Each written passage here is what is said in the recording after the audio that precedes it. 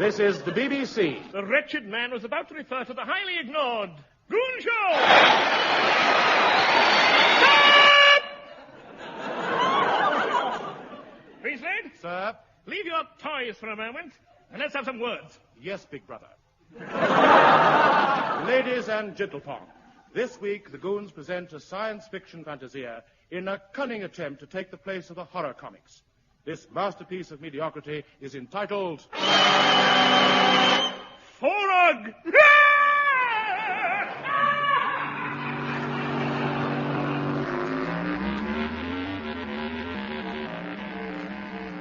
It was one of those days that follow the night. London was blanketed by a thick, swirling pea-soup fog. All was still as Ned Seagoon put on his hat and coat. Yes? I decided to go out for a breath of fresh air. Let him go. I hadn't realized it was so foggy, but indeed it was so thick that I had to walk in front of myself with a blazing torch. Oh, I'm not the only one. As I walked along, a stream of buses and cars followed in my wake. Strange how men recognize a leader. I guided them along when suddenly... No, really, please. No, dear. No, stop. Please, really, no. Stop.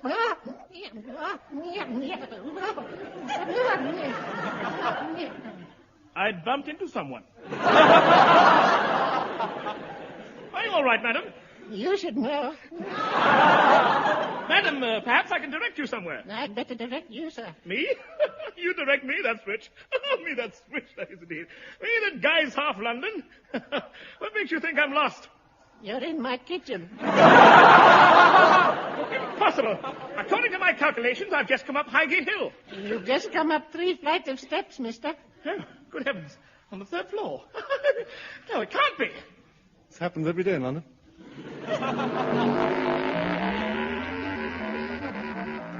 Young Ned took a taxi to the foot of the stairs.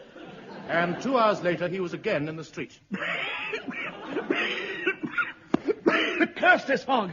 It's worse than I first thought. Enter invisible blue bottle with bronchitis and smog mask round both knees to keep leggy piggies warm. Voila! No audience applause. That is because of the fog. Till I done... Hey! Oh! Hey! I have bumped against a sack full of something soft. Whoever you are, it's me. I'm sorry, madam. This fog is thicker than it was before, but it's warmer. Kitchen gate has a garner warmer. Will you take your head out of my pocket? So that is why it's warmer. Thinks. I must ask Mummy to make me a pocket so I can wear my head in it. Speaks. Pardon me. Can you direct me to the BBC? I'm appearing in the Naughty Goon Show. Just let me get my bearings, little hairpin legs. Now, BBC. Which way are you facing? I'm facing the BBC. Oh, well, straight on. Thank you, nice invisible human. Disappears into murk and fog singing, "Give me some men who are You rotten swan, you have directed me into the dreaded water and I cannot see for the fog, so I don't know whether I'm drowning or not. Shouts help, just in case. Help, just in case.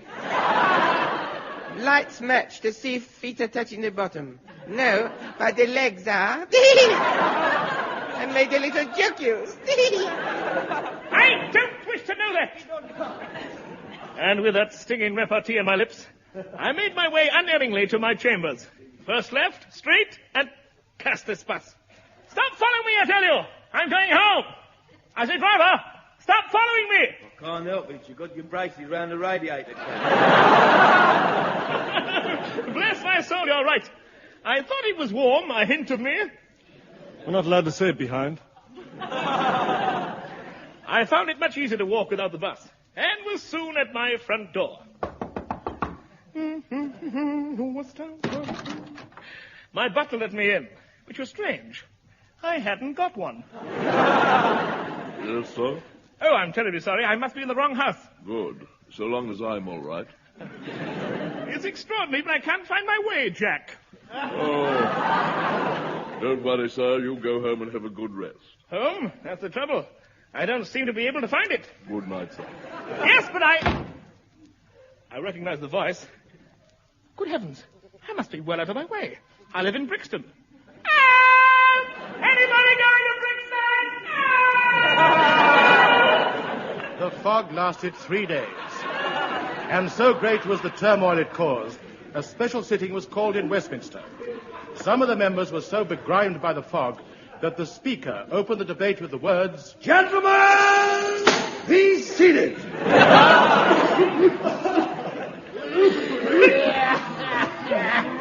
Ian, is it not time?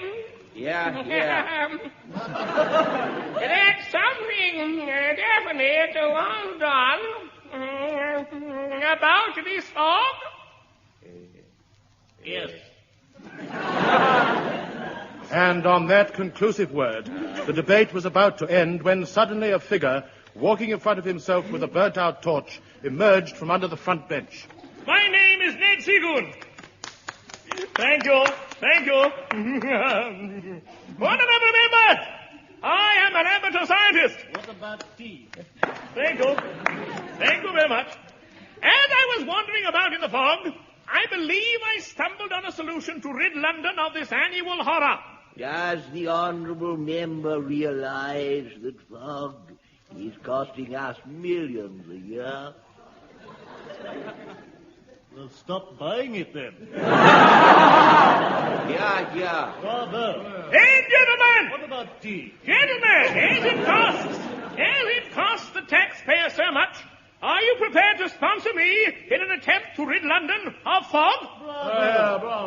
Here. So Ned Seagoon, by his own initiative and resource, was given the official title of Fog and Thick Smog Officer.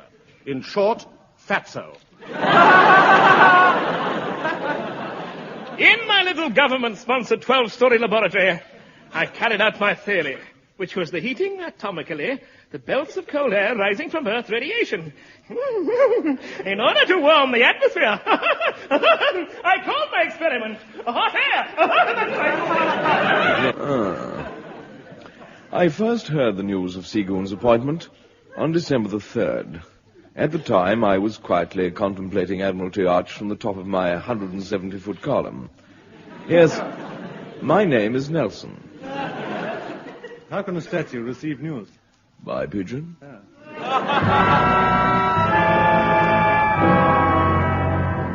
Why is the statue of Nelson interested in Ned Seagoon's fog experiments? And will Ned succeed? Don't forget to order your next installment of Forog, complete with a large color portrait of Big Wall Greenslade, and a special musical noise on the fog pipe by Max Geldray.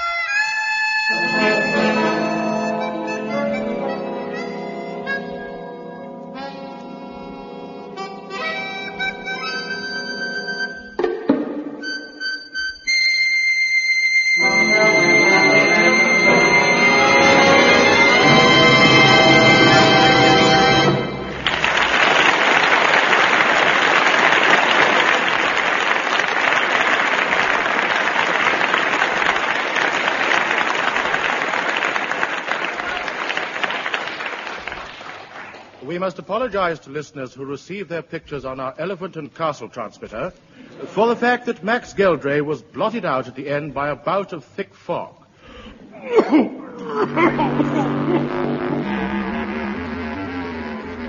I was in my laboratory at the time, and as I looked out of the government-sponsored window, I saw the dirty yellow fog and vowed to abolish it for good and aye. Come in. Good day, sir. Are you Ned Seagoon? I have that good fortune. Yeah. I looked at my visitor. He was dressed in a grey stone naval uniform.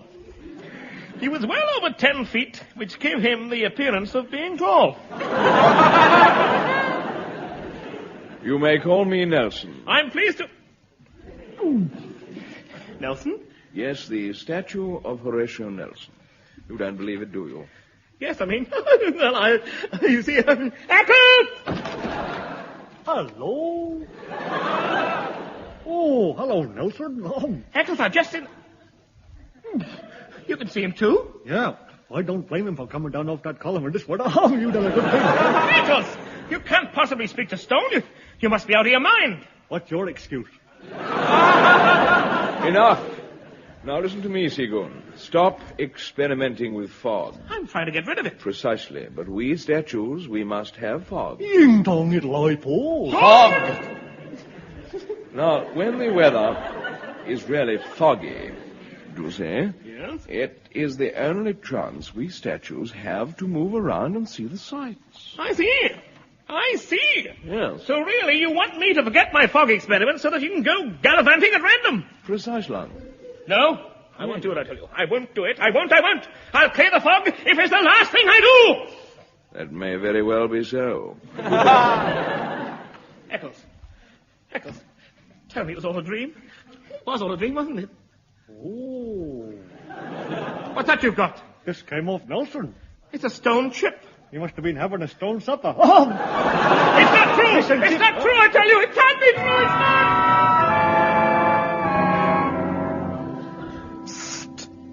Achilles, dear chap. Is that you, Nelson? Who else? Seagoon refuses to drop his fog experiments. Pass it on around. Verily, I will, that. Help me down. That's it, Daisy.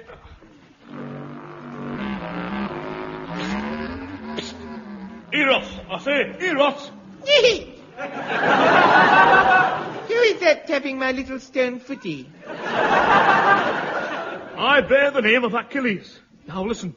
Yes, I am listening. Can we get down? I've got a date in Piccadilly because I'm meeting Peter Pan. I have a message. Seagoon is going to do away with fog. You, the naughty module. Now, with all haste, pass this message on. I will do this. Steps down off pedestal. Rotten stinking fountain. I'm always getting wetted. Exits left to pass on the dreaded news. Thinks. It does feel nice to put my leg down for a bit there.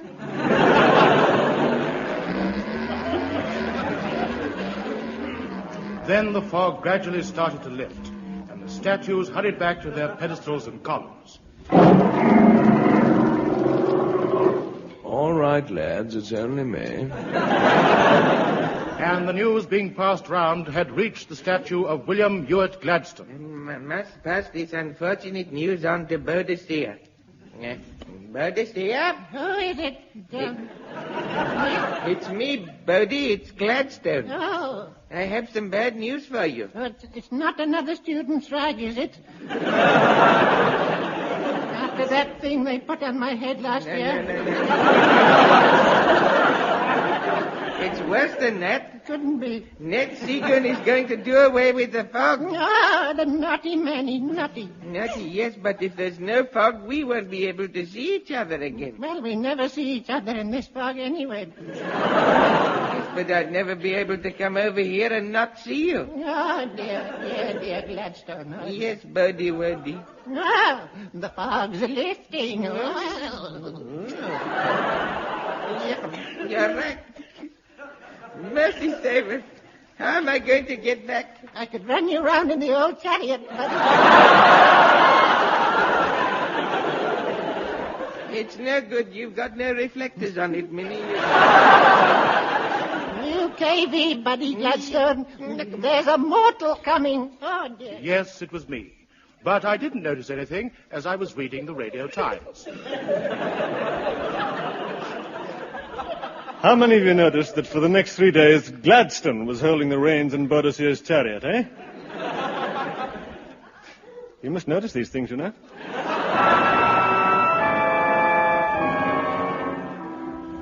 But, Major Bloodlock, it's true, I tell you. I saw Nelson with my own eyes. He came to me at my government-sponsored laboratory. I demand military protection. If all these statues gang up on me, I'm finished. Now, stop stroking me putties and let's get this down in writing. Now then. My name is Ned Siegel. I've got that now. Did any other responsible person see the statue? Oh, yeah, I do. No other responsible person. You must believe me, Major. Sit down, lad, and have some more gin. I've never drunk gin in my life. Well, sit down and have some more of whatever you had too much of. You must give me military protection. Now, look, supposing I ordered a soldier to watch Nelson to see that he didn't move. I mean, I'd soon get me ticket, wouldn't I, eh? I'd give you a job as personal bodyguard. £10 a week and all found. Corporal Gladys? Yeah? Put Nelson under close arrest. 2 days later, fog again enveloped the south of England. But this time there was a cordon of Scots guards round the base of Nelson's column.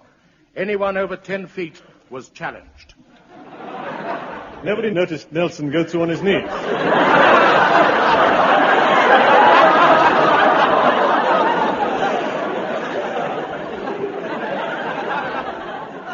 Nobody noticed Nelson going to his knees, did he? Well...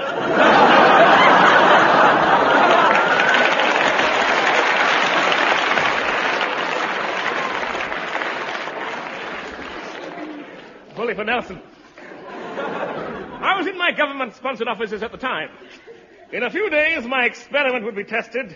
Then gone will be fog, and the statues will not be able to harm me.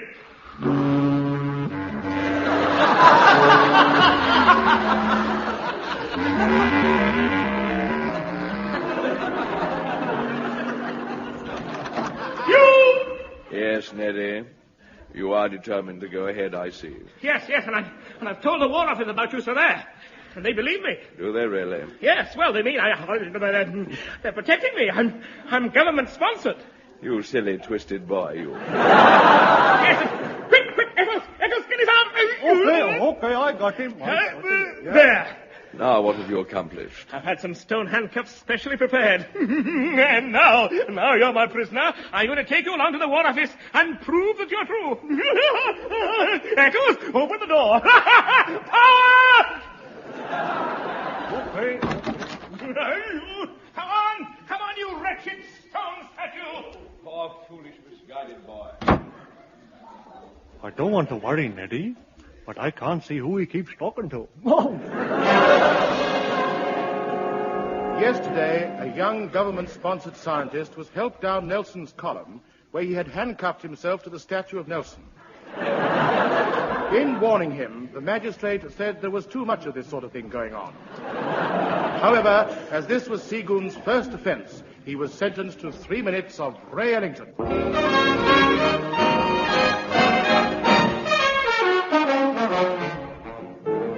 One early morning, as I was walking, I met a woman and started talking. Went to a tavern to get a few nips, and all I had was a mint julep. One mint julep was the cause of it all. Hey! I don't remember just how it started, but all I know is we should have parted. I stole a kiss and then another.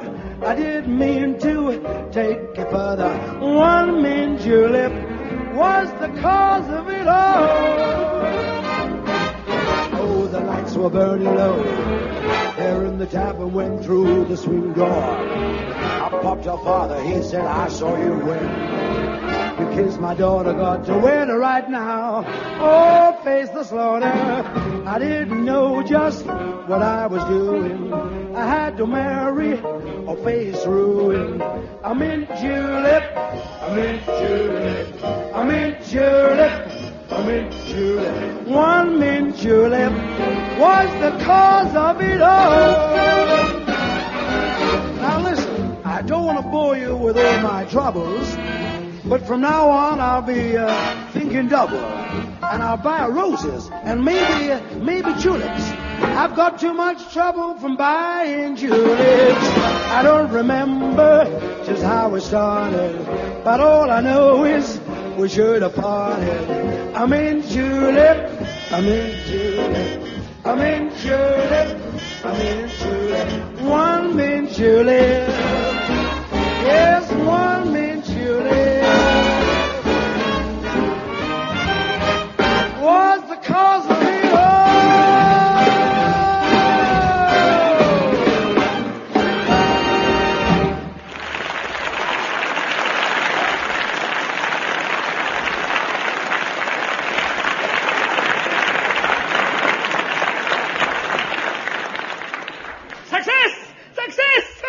Eccles, I've done it! At last!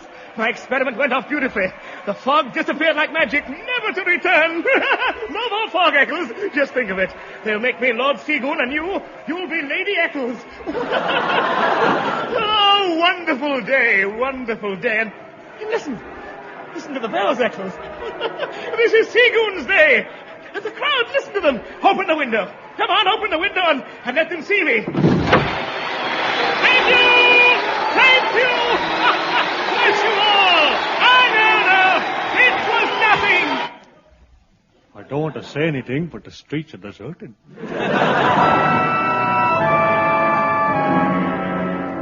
Seagoon bathed in the limelight of public acclaim as the cleanser of London. It was indeed a pleasure to sit in London's parks and read a copy of the Radio Times. This pleasure was available to all for 3 whole days. Then... Just think, Eccles, in this very little government-sponsored laboratory, our triumph was achieved. By Jove, it's getting dark early. It's only 2 o'clock. Yeah, if I wasn't with you, I'd say it was fog. Oh, fog? But it can't be. It can't be. It can't be. Oh, no, there's somebody smoking heavy. Yeah, that's it. Yeah. What are my notes? Oh, they've gone. Major Bloodknock took them. Took them? Where? He left London Airport a week ago with them. I don't like this, Eccles. I smell a rat. I don't want to worry, Neddy, but I can't smell anything. I want you to get a sample of that fog. Oh, yeah. I've got a bucket. Hold on. Chest, open the window, you idiot. I want to analyze it. Close the window. While Ned Seagoon is analyzing the fog, 2, 4, 6, 8. Who do we appreciate? Green Slade! And now, Forog Chapter 8, The Awakening. I've got it, Eccles. By Jove, now it all fits in. This isn't fog, neither is it smog. This is Forog. Oh. Yes, foreign fog, you see? It's been manufactured abroad and shipped here. I wonder how much duty there is to pay. This is serious, Eccles, serious stuff. Is it, yeah? Major Bloodknock has obviously sold my notes to Nelson. I must get to the House of Commons with the news. Honorable members! I have grave news concerning our beloved London. Speak up, man. Let's have it now. This is not fog enveloping us. What about the tea? Nay. It is Forog. A kind of fog manufactured in foreign parts. Never heard of it. Gentlemen, please. This fog is being sponsored by the statues of London. It's a trick to get votes. No! Major Bloodknock in the War Office has told me himself. Shut him up. Shut that man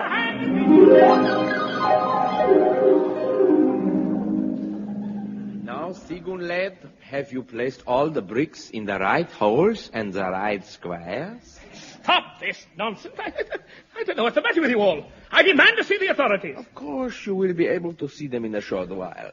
They are collecting evidence at the minute. I don't understand what this is all about.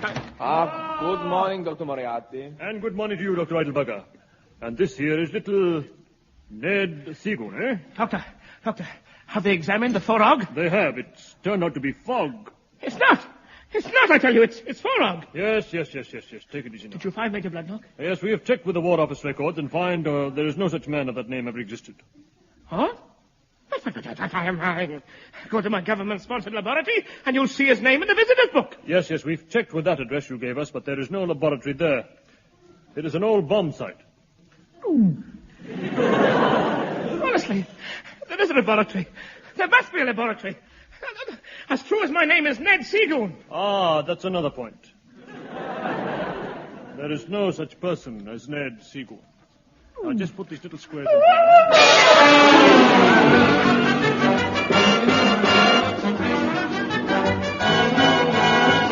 That was The Goon Show, a recorded program featuring Peter Sellers, Harry Seacombe and Spike Milligan, with arranged quartet and Max Geldray. The orchestra was conducted by Wally Stott, script by Eric Sykes and Spike Milligan, announcer Wallace Greenslade, the program produced by Peter Eaton.